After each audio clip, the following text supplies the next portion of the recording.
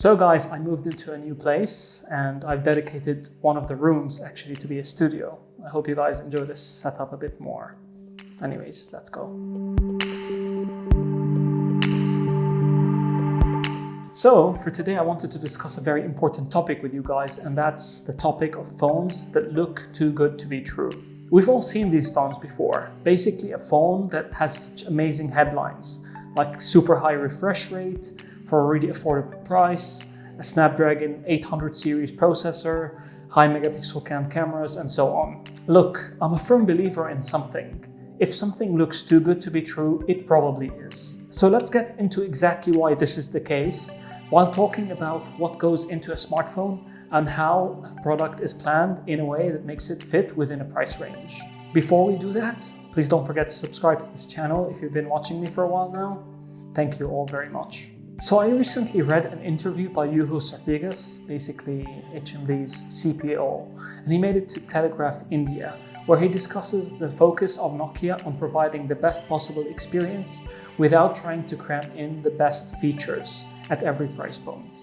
I know a lot of you weren't happy to read this news because it looks like it's some sort of excuse as to why Nokia hasn't been putting the latest specs, but it actually makes sense, and let me explain why. In order to do that, let's get into why certain specs are chosen for specific phones. So if you're a product planner, the first thing you need to decide is how much do you want this phone to cost? What kind of segment is this phone competing in? And accordingly, you set up the price of this device at retail. After that's taken care of, you need to look at your profit margin.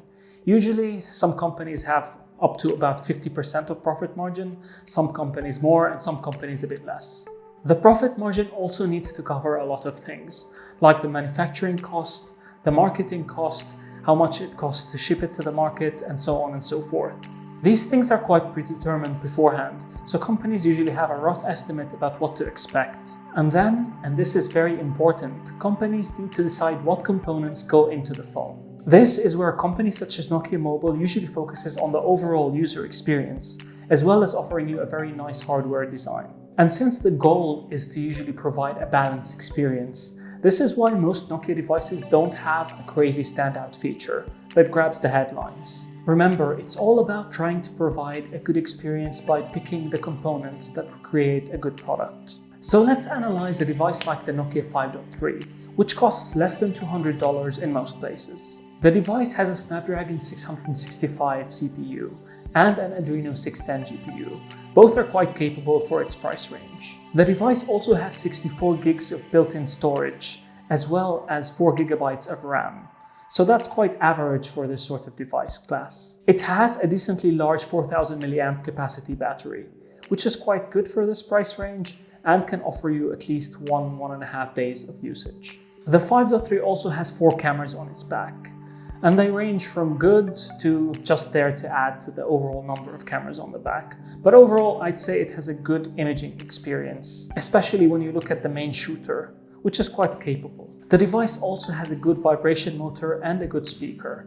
And these things usually don't stand out on a spec sheet, but are good for the overall experience. So where were the compromises made? Where was a difficult decision made in this product? It's very clear to me that the tough decision was made during choosing the display. So as you guys know, it has an HD plus LCD display. So Nokia Mobile had to choose between giving you a good 720p display or a 1080p display that might have compromises in terms of contrast, sharpness, or outdoor visibility. They also had to go with an option of either going with an LCD display or an OLED display.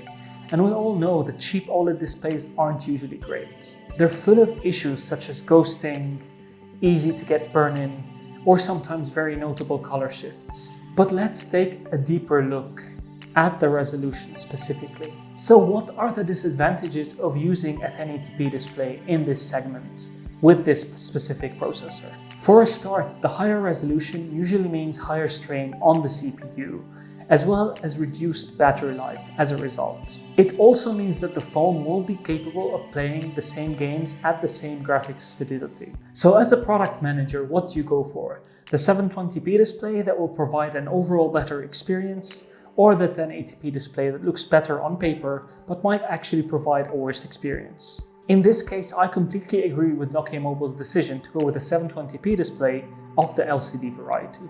And you can also apply the same logic to devices such as the 2.4 and the 3.4 when it comes to their display's resolution. Believe me when I tell you this isn't really an easy choice to make. Unfortunately, the reality of the situation is so many people just skim through the specs without actually thinking about the experience that these specs mean. This same argument and logic can also be used when it comes to higher megapixel resolution cameras on cheaper devices. So you might be asking yourself then, how can certain companies actually manage to pull off all these amazing specs, sometimes even for a very similar price or even cheaper? The first thing I'll tell you is that these companies are usually bigger than Nokia Mobile in terms of supply chain. So they'll be able to order more components from a specific thing and get it for cheaper than what Nokia Mobile can do. Some of them rely on adding bloatware or even having built-in ads into their operating system to cover some of the costs. And some of them decide to go with cheaper components that might fail quicker. Remember, not all 1080p displays or 48 megapixel cameras are created equally. And as you can tell, I'm strongly against using any of these methods in order to cut costs. I absolutely don't want to have lower quality components in my phone, especially if I plan on keeping it for a long period of time, like most people do. Another way that they can cut cost is by reducing their quality control on products. And of course, most of these companies don't actually offer hardware as nice as Nokia Mobile. So there is that to take into consideration. But the worst thing that some of these companies do is that some of them actually try to sell you the phone at a cost or even by making a slight loss on every device. The end result of this is usually two things. Either they manage to kill off their competitors, so they end up getting a bigger market share, or they force their competitors to cut costs in order to compete. Both things are absolutely terrible, as you can see, as they all kill off innovation in products and makes it a race towards the bottom. So overall, we'll actually end up with worse phones. Because at the end of the day, what's the point in investing so much money in research and development when your competitors will copy that feature and offering it cheaper than what you can do? So yeah, I'm definitely not a fan of this method. It's actually terrible for the phone industry as a whole. Look, at the end of the day, it's your money and you're absolutely free to spend it on whatever you want. But I just wanted to keep this point in mind every time you look at a phone and see it that it looks like it's too good to be true.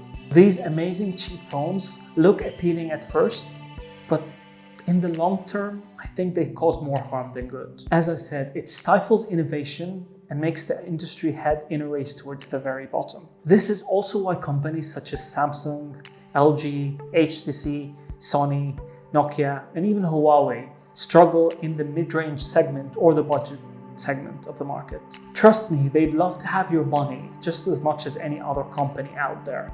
But at a certain point, they just think it's not worth cutting the quality in order to provide a cheaper phone. They do have certain standards that they need to adhere to at the end of the day. This is why at first I celebrated the rise of these super affordable cheap phones, but I'm just starting to become very skeptical about where this industry is headed. If there's one thing I want you to take out of this video, it's that specs aren't everything when buying a phone. Trust me, they can be very deceiving. So before you buy a phone because it looks amazing on paper, I would highly recommend doing a lot of research, asking existing owners, watching long-term reviews, and so on and so forth. Or better yet, go to a phone shop and check it out in person. Oh, and PS, this is absolutely not me making an excuse for phone manufacturers charging $1,000 for their flagship. There is no excuse for that. Thanks, Apple. Anyways, that's it from me. I hope you guys enjoyed this video. If you did, please don't forget to share, like, and subscribe, and I'll see you in the next one.